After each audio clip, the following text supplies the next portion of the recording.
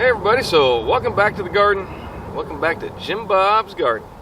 Alright, so I know it's winter time and most of y'all are freezing, but here in Jacksonville it's like 65, 66 degrees, something like that right now.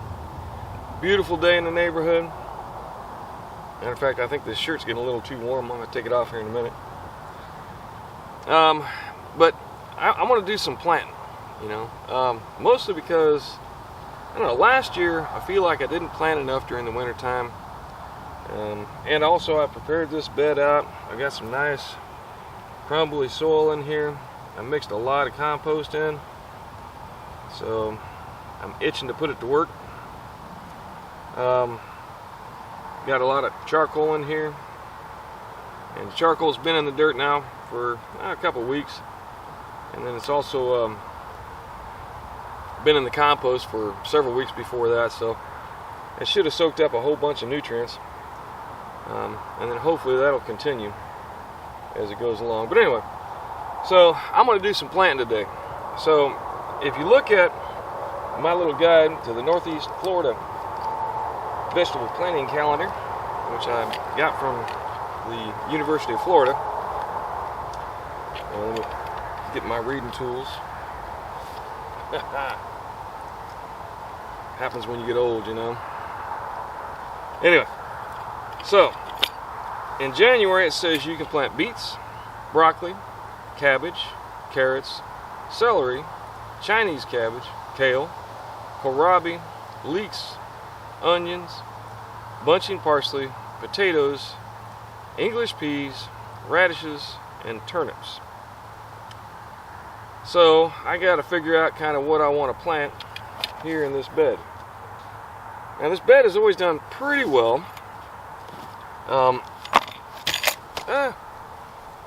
This bed has always done pretty well, but I did want to amend it a bunch and try and get it to grow even better. Thus the compost and the charcoal. So still kind of contemplating what I want to grow. I have some carrots growing behind me, and I got some more carrots over there, but I don't have a lot of carrots elsewhere. So what I'm going to do, I think part of what's going to happen in here is carrots. Now carrots like a lot of sun, and I found that if you put them in shade they just don't do well, hardly at all. That's just my experience now. So I'm probably going to put some carrots here, and then some broccoli, and then maybe, man, I hate to try it. Spinach sucks around here, man. I cannot get spinach to grow. Maybe I'll try a row of spinach behind that, and maybe we'll leave it at that. I think that sounds like a good plan. Alright, so with that being said, let me get to work. Move my seeds, and the first thing I want to do is that I'm going to go ahead and smooth this garden bed out. Alright, so this bed is pretty smooth already, but I want to get some of the debris off the top, so I'm really just looking mostly just to pull a lot of the, I want to say trash, but it's not trash, but a lot of the chunks off the top. Partially because a lot of what I'm going to be planting in here is pretty fine as far as seeds go, and partially because I feel like it'll help with the germination. So I'll take all this off, and anytime you use compost this is going to happen. You're going to get chunks. You know, if your compost isn't ultra fine, you're going to get some chunks in there that are not a problem. I mean, in fact, it's actually really good.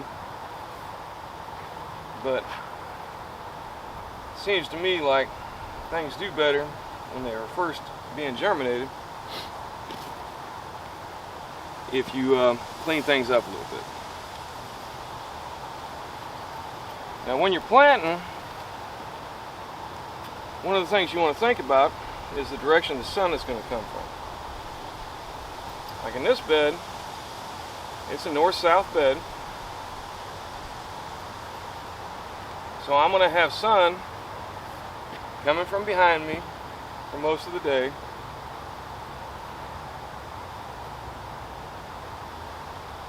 Sorry, I had to concentrate a bit. So I'll have sun coming from behind me for most of the day, so it's going to go this way, starting in the morning and going to the evening. So the height isn't necessarily as important because you're going to get sun at some point during the day on just about everything. So I can pretty much plant the tall stuff that I want to shade the other stuff in the afternoon. Alright?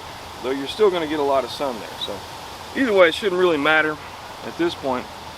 Not like if you're doing an east-west bed. If I had a bed going this direction, then I would have to look at, okay, what do I want to plant in the back or in the front to shade or not shade, as the case may be. North-south beds, you don't have to worry about that near as much. Alright, let's talk about carrots. First off, one of the best carrots for me has always been the Danvers carrots. Alright, you can get them from Ferry Morris, you can get them from a lot of different places. But they seem to do the most normal, I guess, looking carrots as far as I'm concerned. Alright, they tend to grow, you know, good length. They're nice and big, they're orange, and they taste good. I mean, I like them. And they seem to be very easy to grow for me. Alright, so I'm going to go ahead and I'm going to plant the regular Danvers carrots here. So we're going to try an experiment that I've never done before. It's always good to do something you've never done before. Alright, just to see how well it works. And I know that what a lot of people do will take a board like this. This is just a 6-foot fence board. And then basically you take it on your freshly done soil, you wiggle it around a little bit to kind of flatten things out. So I'm going to get it to where it's hopefully level. And now you got a nice flat spot where the board was to plant your carrots. And then all you do is go ahead and take your carrot seed and plant it under the board. Oh look, I got a worm. Nice. Where's that? No, that's a millipede. It's alright either way. Now, a lot of people overplant when it comes to carrots. And then you have to go back and thin them back out. Most of the seeds will germinate, has been my experience. So, you know, you don't have to sprinkle them extremely heavily.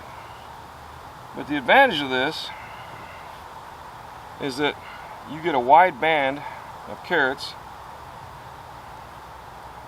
that you can then thin as you need to, or you can let them grow, pulling some as you go along.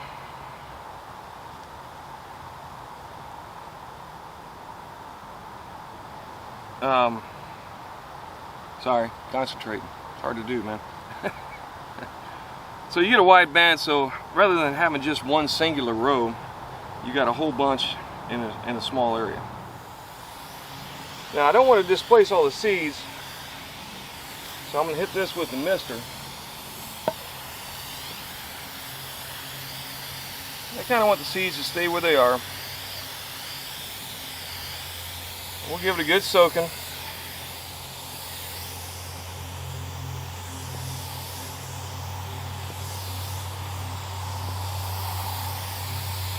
Like so.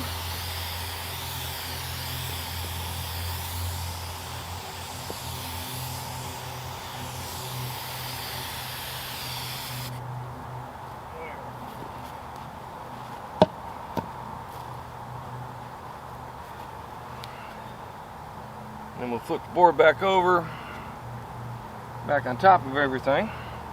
And the idea is that now what will happen is that board will maintain the moisture in there, keep the baby seedlings from freezing if we do get a freeze. And let's see here. Sucks getting old, man. Let's see, it says days to germination 8 to 12. So I'll check it in the middle of next week and see whether or not I'm starting to get some growth up under there. And then once I get the growth, you just pop the board off and then just keep it watered and you should be good to go. So if you're having difficulties growing carrots, that's what I would suggest you do. Now for me, I don't have that difficulty, so let me show you how I normally do it. So what I've done in the past is I've always just done a line and sprinkled my carrot seeds in there. But what I did over here, which seemed to be very effective, is rather than do that, I'm just going to take and smooth out an area with my hand. Again, about 6 inches wide or so.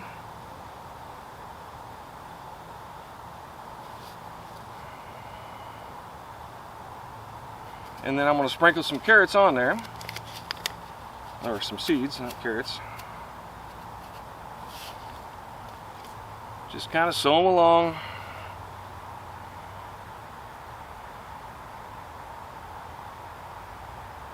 And again, you know, I mean, you can thin them if you think they're getting too close. But the whole point of this is you get a wider band of carrots, so you don't have to thin it as much. And hopefully you'll have better carrot production.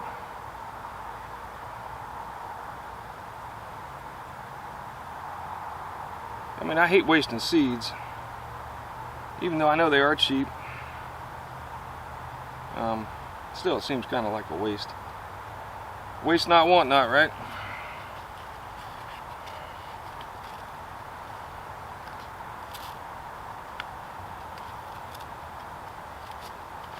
There we go, still got enough for another planting.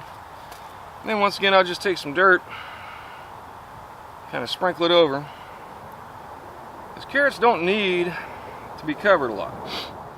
Alright, so when it comes to doing the line, you don't really need the sticks. It's just a guide. I like to do the sticks because it just makes for a straighter line. Not something that's necessary. Now broccoli, again, is a very small seed, so you just need to basically scratch the surface a little bit, just to kind of have a small trough to put your seed into. And you can do this with your hand. You don't have to have a hoe, but a hoe always makes things nicer. Oh yes, it does.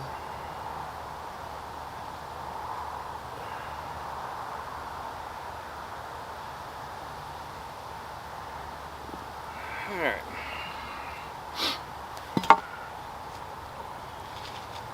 Now the broccoli seed I have is my own seed that I harvested from last year's broccoli. I actually have a lot of broccoli in the background here.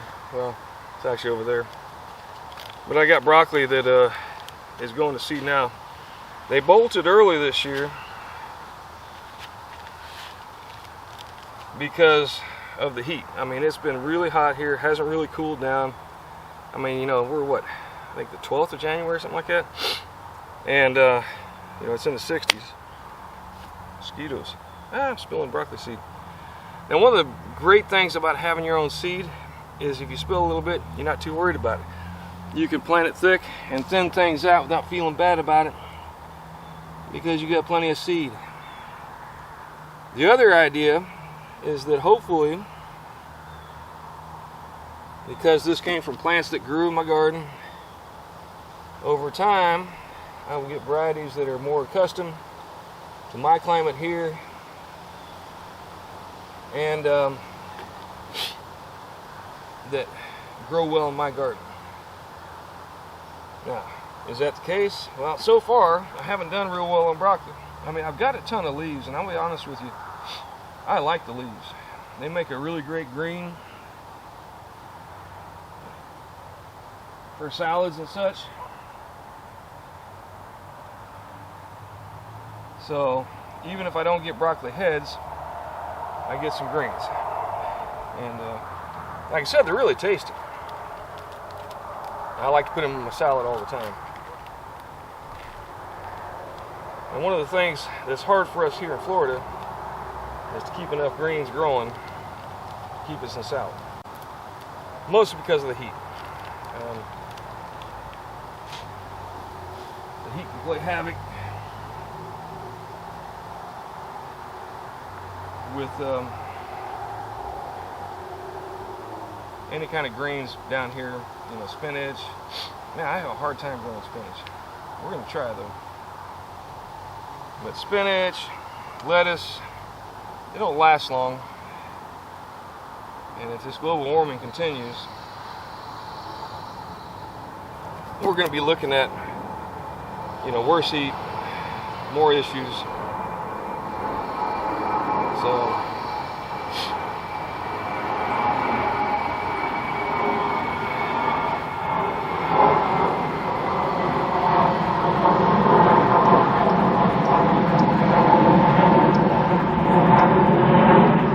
as time goes on, you may want to think about planting a zone warmer than what the current zone that you're in is. I mean, I'm not saying you should. I'm thinking, you know, you might want to think about it, or at least have a plan. If we continue to get these warmer winters, how are you going to adjust your planting schedules to try and beat that? All right. So now carrots need a lot of sun, so obviously I want them to be here where they get that afternoon sun. Broccoli, at least for now, will do fine in the sun, but one of the things, it grows a nice big tall plant, so I'm going to plant something behind here that can deal with little sun, particularly once the broccoli gets tall and big, which should be about the time things start to really warm up. So with that in mind, I think, should I do lettuce or spinach? Got lettuce, don't really have any spinach. Let's try some spinach. Do I have spinach? Yeah. Now I almost feel like I shouldn't, because I can't seem to get spinach to grow. Just for whatever reason, does not want to grow here. Even my neighbor is having issues with spinach. But we're going to give it a shot because we can. So I'm going to go about there.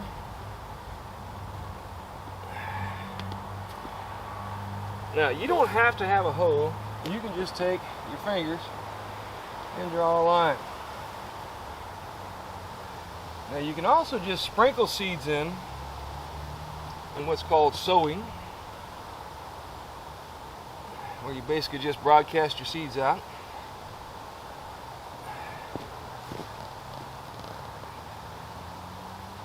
And see how that goes.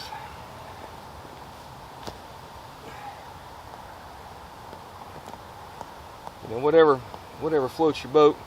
I like to do the lines because then I can tell what I've got planted where. So like this broccoli will come up in a line, the carrots will come up in a bunch, the spinach, if it grows, will come up in a line as well.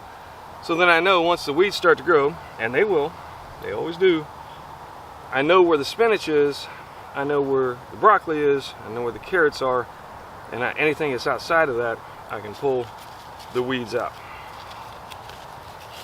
Now I've had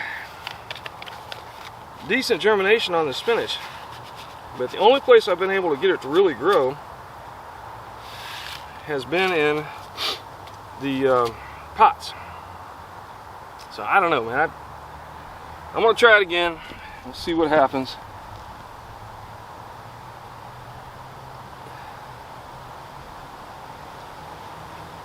Now on these, because I have less seed, I try and plant one about every 3 inches or so, or I could plant 3 or 2 like that one. Now don't get me wrong, I don't worry about it, but I try and get, like I said, one every couple inches or so, every 3 inches, whatever. Because I don't, you know, I'm buying these seeds one, and I hate to keep buying stuff that doesn't want to grow. but it's also a bigger seed, which makes it easier to place them down one at a time, or two at a time, as the case may be.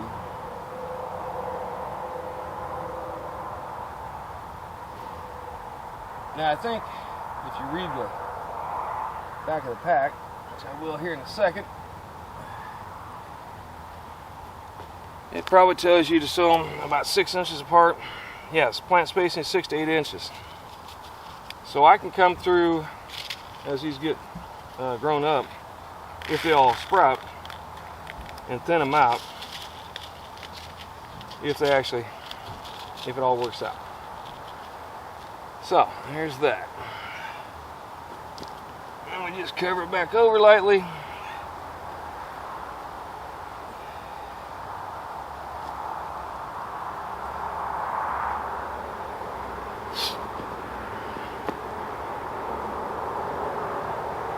Like so.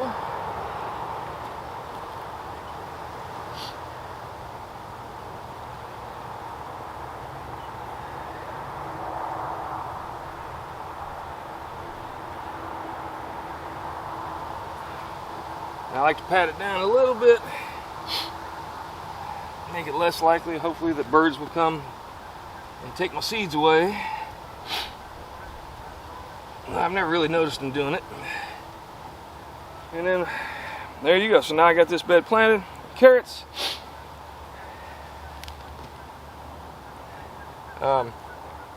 So like I said, I got this bed planted with carrots, broccoli, and spinach behind that. So hopefully we'll get some good growth. I've done a lot of work to prep this bed up, get it set. There lots of good nutrients in the soil, and so on. I'll probably run a line. I'm going to run some, I think I will. I'm going to do some lettuce in between the pepper plants, see what happens there. And then other than that, this bed is planted. All I got to do is water it in. Alright, so I got carrots, I got broccoli, and I got spinach. And I'll probably put some lettuce back here, we'll see. Along with the peppers that hopefully will continue to grow through next year. So this is a well-planted garden bed, if everything comes up like it should. And that not only will continue to feed me with free food that should last well into the summer, but it also will help keep this bed alive.